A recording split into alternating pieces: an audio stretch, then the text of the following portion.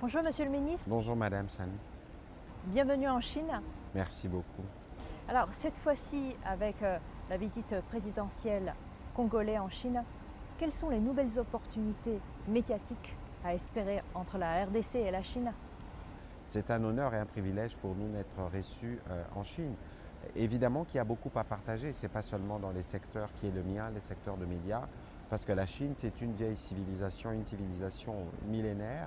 Il y a, quand on regarde, c'est la première fois que je viens ici, quand je regarde les niveaux des développements, les niveaux des infrastructures, les niveaux, nous avons beaucoup de choses à partager en commun et surtout qu'aujourd'hui il y a des enjeux pour lesquels nous devons tous être ensemble. S'il faut qu'on parle du climat, s'il faut qu'on parle de la transition énergétique et de ces points de vue, la République démocratique du Congo est aux premières loges, notamment avec son bassin forestier, mais aussi avec tout ce que nous avons comme ressources qui rentrent aujourd'hui dans la production de batteries.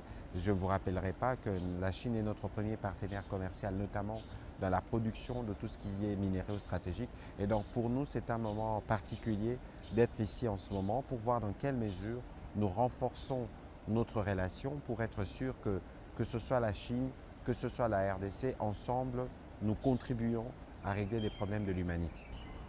Cette année, à partir de cette année, CGTN et RTNC initient ensemble une émission hebdomadaire qui s'appelle Chine-Afrique, destin partagé.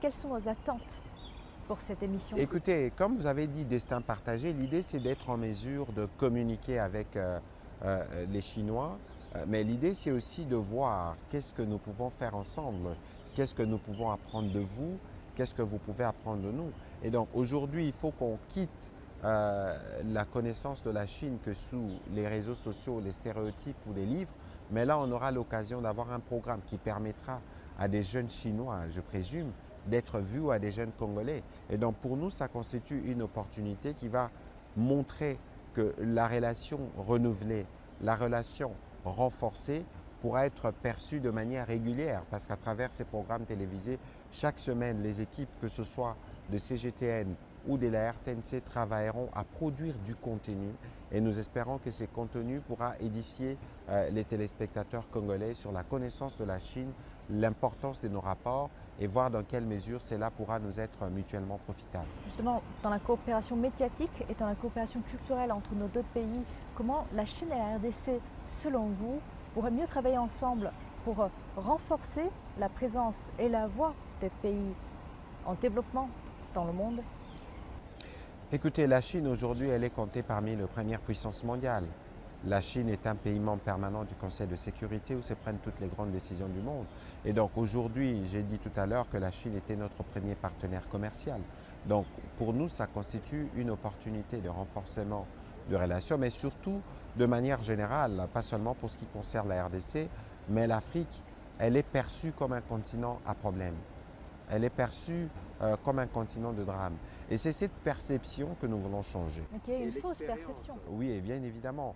Et l'expérience chinoise, parce qu'il y a quand même, il faut qu'on le dise, j'ai parlé de la RDC, la Chine comme partenaire, premier partenaire commercial, mais je crois que la Chine, c'est le pays qui se risque le plus, entre guillemets, à investir en Afrique. Je pense qu'il y a une nouvelle histoire à raconter, une histoire des succès, où de manière complémentaire, les Chinois viennent travailler avec les Africains. Je veux dire, tout ce qui est au plan sur la communication et médiatique, selon vous, quelles sont les nouvelles manières pour renforcer la voix des pays en développement, que ce soit pour la Chine ou pour la RDC? Malheureusement, le Congo est raconté sous les prismes des drames. Vous savez, je suis journaliste un peu comme vous. Les plus souvent, les journalistes s'intéressent à ce qui ne va pas. Mais le Congo est beaucoup raconté aussi par des ONG. Autant elles sont importantes, mais autant on ne peut pas compter sur les ONG pour régler les problèmes parce que lorsqu'il y a des progrès, parfois on n'en parle pas. Et donc aujourd'hui, nous travaillons à partager aussi les bonnes nouvelles qu'il y a en République démocratique du Congo, d'une jeunesse résiliente, des femmes fortes. C'est pour ça que nous parlons de changement de narratif. Avant de venir ici en Chine, j'ai accompagné un jeune réalisateur congolais qui présentait son film au Festival de Cannes. Donc nous avons fait les marches du tapis rouge et aujourd'hui, à travers par exemple son film, on peut parler de la République démocratique du Congo autrement. Aujourd'hui, l'idée pour nous, c'est de dire Le Congo est un pays qui a immensément des cultures. On a 450 ethnies et tribus.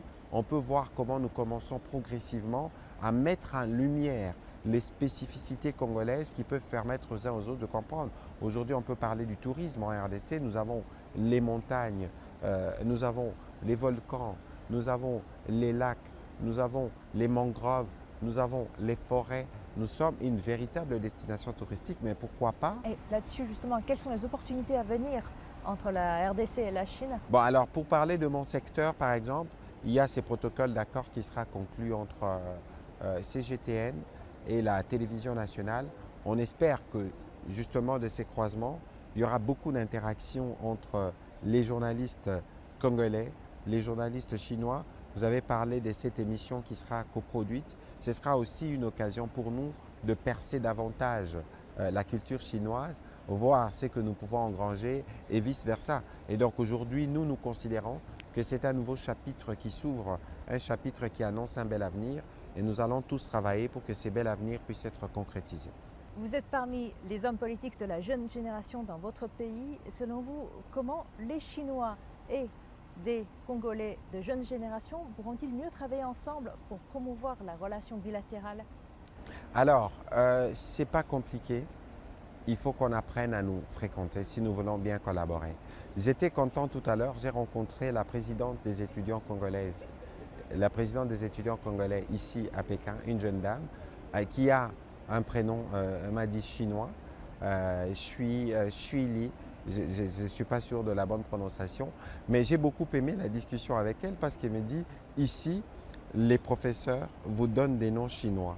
Donc c'est aussi un exemple qui permet déjà un type de rapprochement. Bon, maintenant, il faut qu'on essaye d'étudier des programmes qui peuvent permettre d'avoir des interactions ou des échanges avec de jeunes Chinois qui peuvent venir en RDC ou des jeunes Congolais qui peuvent venir ici. Parce que moi, je suis très tenté à venir ici pour regarder les aspects culturels. C'est un pan important qui fait les rayonnements de la Chine. On a vu les Jeux olympiques et lorsque nous tous on regarde certains films chinois, ça nous donne un aperçu. Et donc aujourd'hui, il faut qu'on identifie des secteurs d'intérêt commun pour les jeunes.